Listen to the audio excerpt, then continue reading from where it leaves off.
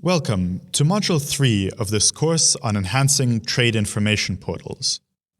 This module goes into more detail on effective contents in TIPs, one of the three groups of the TIP governance framework presented in the previous session.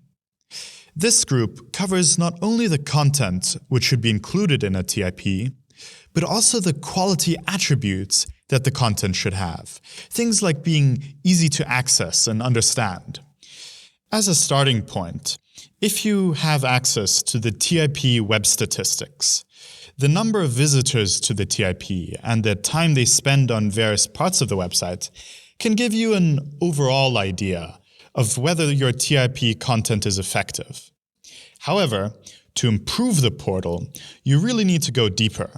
Because a lot of the content's quality attributes are qualitative, one of the main approaches for assessing its effectiveness is to rely on expert review. This normally involves several domain experts or knowledgeable traders reviewing and assigning scores on different aspects of the TIP content. The scores can then be compared, averaged, and benchmarked with the scores given by the same evaluators to a few other reference TIPs. Such benchmarking is also a useful exercise for getting ideas on how the TIP under assessment can be improved. If you found time to peruse a couple of TIPs, you'll notice that there is a fair bit of variance in what information they present.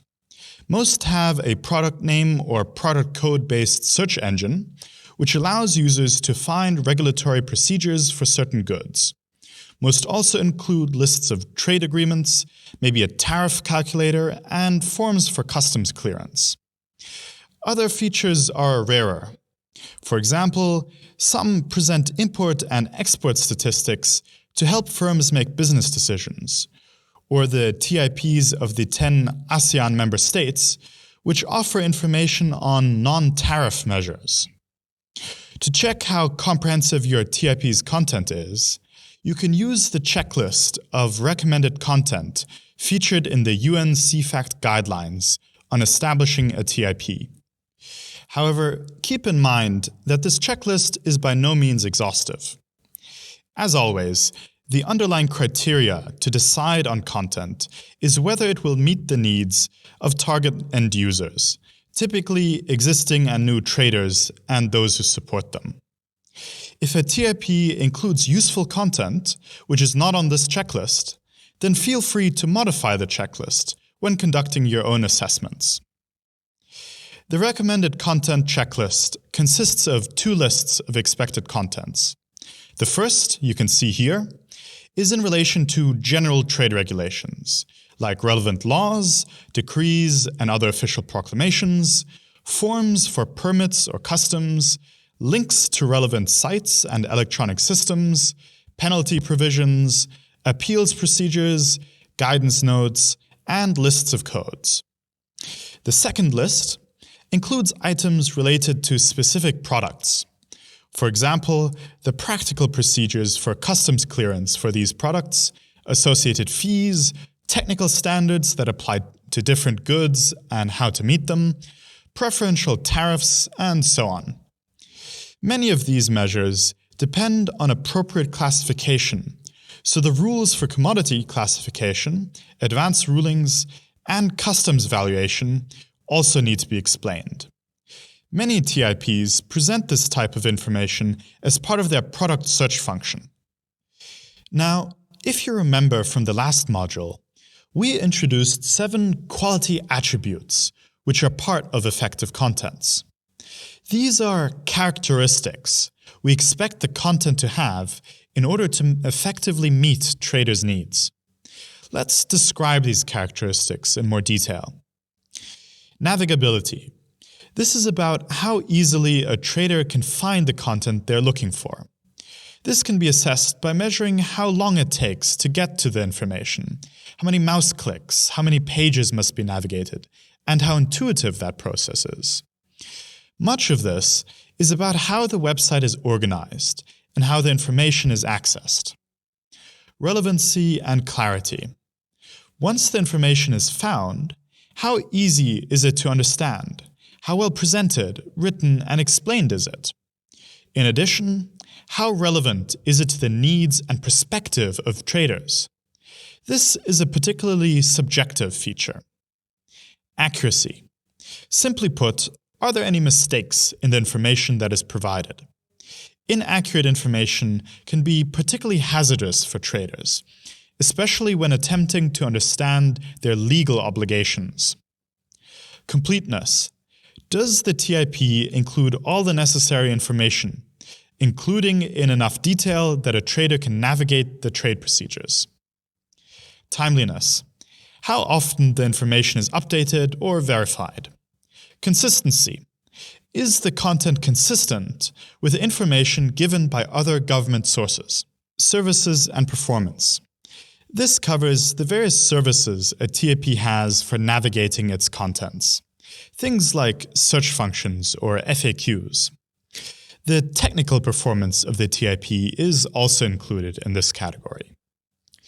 A few things to notice about these attributes.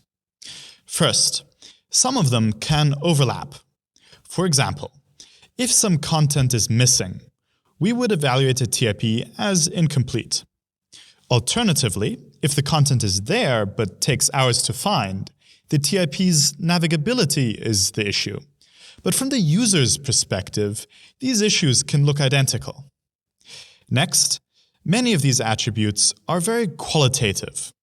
There's no objective numeric measure to assess whether some piece of information is easy to find or understand. These are quite subjective qualities, and will therefore depend on the subjective needs of each user.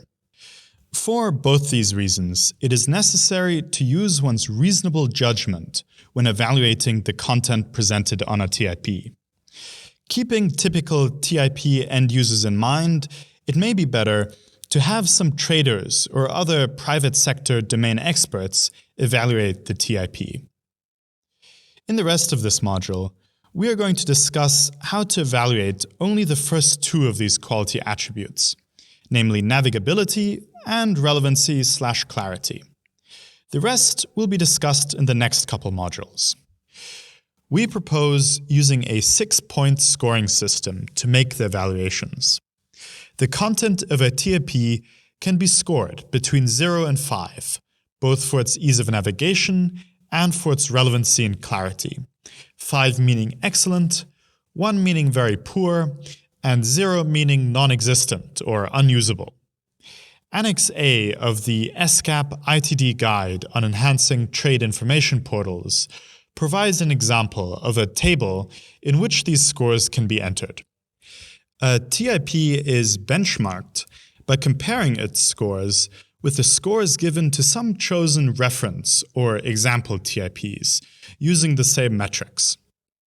The scoring should ideally be done by a team of evaluators, including targeted end users when possible. They may do a first scoring individually and then discuss and compare among each other to refine their understanding. Finally, consolidation of scores could be done by simply averaging scores of different evaluators or by consensus. Since a significant portion of the content may be product-specific, it is recommended to use a concrete scenario and to search for information on different products, taking a user's perspective. For example, looking at a specific product being imported by sea from a neighboring country in relatively large volumes, but also other products with some special provisions like food safety regulations, phytosanitary certificates, or preferential tariffs. This is to assess and ultimately ensure that all relevant information can be found in the TIP. Let's go through a quick exercise. Here, we are trying to evaluate Indonesia's TIP by benchmarking it against Tajikistan's TIP as of early 2021. We will be looking at items B1 and B2 from the UN CFAC checklist of recommended content, assessing each for how easy that piece of content is to find on its respective TIP and how easy it is to understand.